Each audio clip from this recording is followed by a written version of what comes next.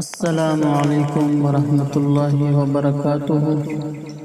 عزتمندو، موږ به نن تاسو ته د خولې د بدبویۍ د لرې کولو دپاره یو بهترینه ټوټکه ذکر کوو.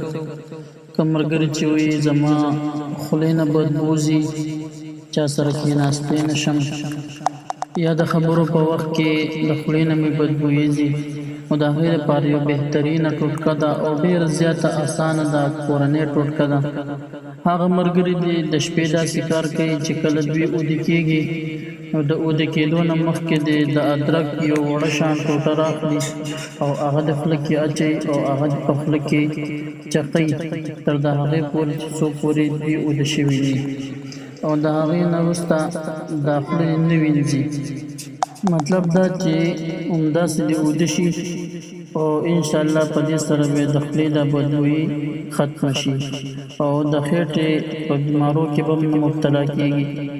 نو که هره ورځ یوه هفته دوه داسې وکړي، نو د ده د خولې دا بدبویي به ختمه شي. ډېر اسان عمل دی او بهترین عمل دی.